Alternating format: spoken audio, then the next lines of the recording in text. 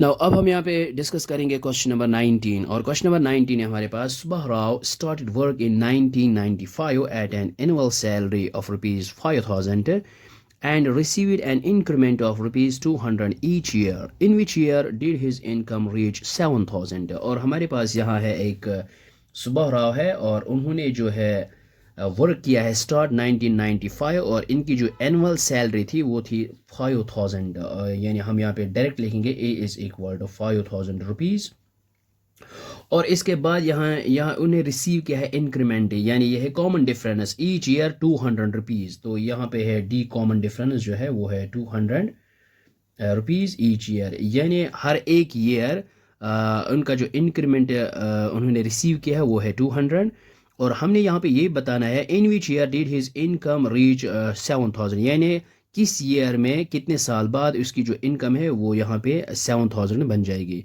तो हम यहाँ पे लेंगे लेट nth ईयर जो है nth ईयर इसकी जो इनकम है वो बन जाएगी हमारे पास यहाँ 7000 रुपीज़। और अब हमने यहाँ पे ये n फाइंड आउट करना है। तो इसके लिए हम ये है वेरी सिंपल, हम यहाँ पे nth टर्म यूज़ करेंगे। We know A N is equal to A plus N minus one into D, और हमने यहाँ पे n फाइंड आउट करना है इन विच ईयर, और यानी कितने साल के बाद इसकी जो इनकम है वो 7000 बन जाएगी। तो ए एन है हमारे पास 7000, ए है हमारे पास 5000 plus N as it is minus one, और डी है यहाँ पे 200। और इस 5000 को यहाँ पे ट्रांसपोज करते हैं तो ये आएगा -5000 विच इज़ इक्वल, यहाँ पे इसको लिख सकते हैं पहले 200 times n minus one. 7000 minus 5000 ये आएगा हमारे पास 2000 which is equal to 200 times n minus one. So ये आएगा 2000 डिवाइड ये 200 यहाँ पे डिवाइड हो जाएगा which is equal N minus one. ये दो ज़ीरो कैंसिल आउट हो जाएंगे और हमारे पास आएगा 20/2 which is equal N minus one.